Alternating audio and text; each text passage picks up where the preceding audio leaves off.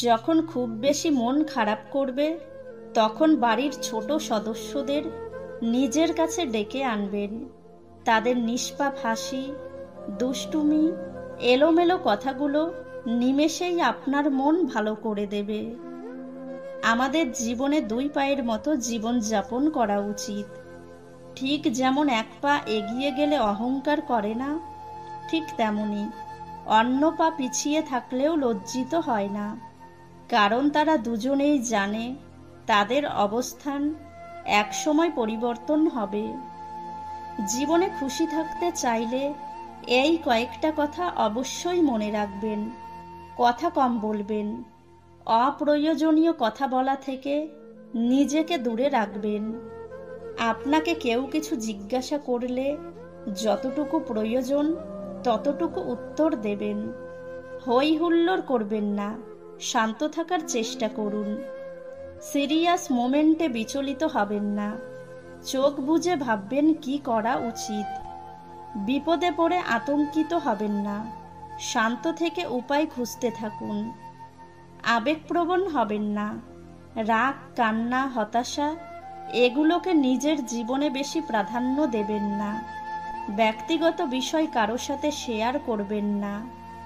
কেউ খোঁচা দিয়ে কথা বললে পাল্টা আক্রমণ করতে যাবেন না। মুচকি হাসি দিয়ে স্থান ত্যাগ করবেন। সমালোচনায় অংশ নেবেন না। নিজেকে আলাদা করে রাখুন, একা থাকার চেষ্টা করুন। নিজের সিদ্ধান্ত নিজেই নিতে শিখুন। ভেবেচিন্তে সিদ্ধান্ত নিন। উপদেশ কম দেবেন, নিজের কাজ নিজে করবেন।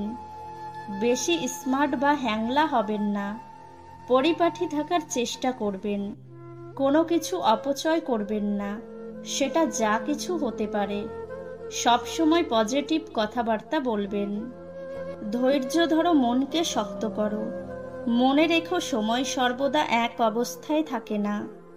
খারাপ সময় পরে আসে ভালো সময়। শিক্ষা মানুষকে আলোকিত করে, আবেগ মানুষকে নষ্ট করে, বিবেক মানুষকে বাঁচায়, আনন্দ মানুষকে হাসায়, ধৈর্য মানুষকে উন্নত করে, আর মিথ্যা মানুষকে ধ্বংস করে। স্মৃতি জিনিসটা বড্ড অদ্ভুত। কখনো কান্নার কোনো স্মৃতি হঠাৎ আমাদের হাসিয়ে দেয়, আবার খুব হাসির কোনো স্মৃতিও কখনো কখনো আমাদের কাঁদিয়ে দেয়।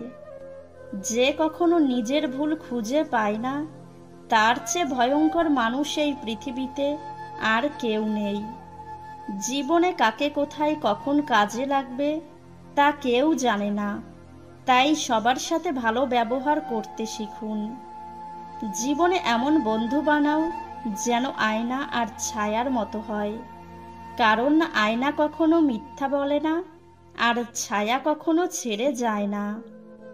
ক্লান্ত হলে মানুষ যেটা হারিয়ে ফেলে সেটা হলো শক্তি, আর স্বার্থ পূরণের জন্য মানুষ যেটা হারিয়ে ফেলে সেটা হলো মনুষ্যত্ব।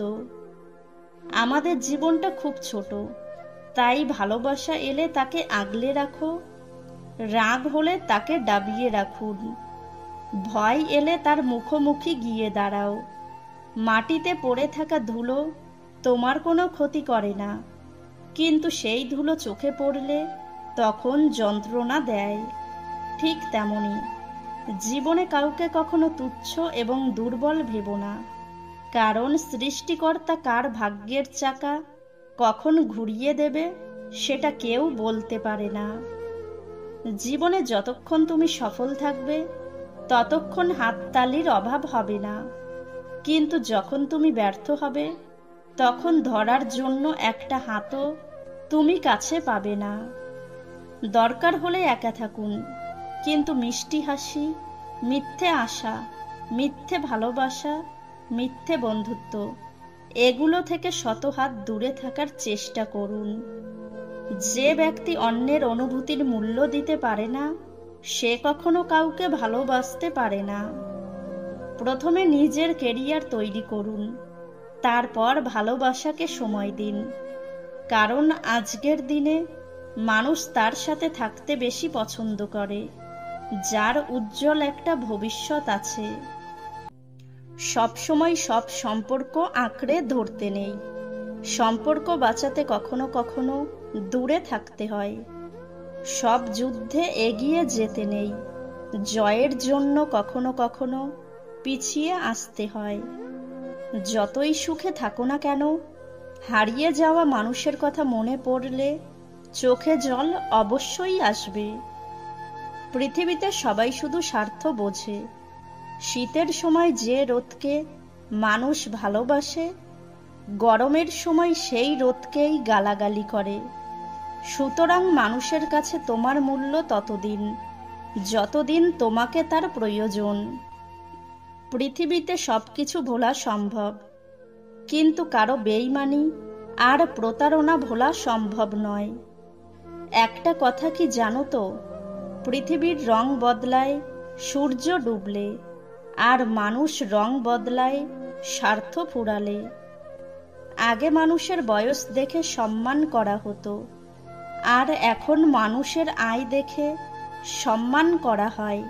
শুনতে খারাপ লাগলেও এটাই বাস্তব। খাবার যতই দামি হোক না কেন, পচে গেলে তার কোনো মূল্য থাকে না।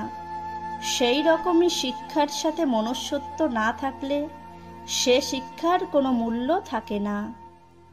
একটা কথা কি জানো তো, অসুন্দর নারী আর কম রোজগারের পুরুষকে শুধু উপন্যাস বা কবিতায় ভালোবাসা যায়। বাস্তবে এদের অস্তিত্ব নেই বললেই চলে।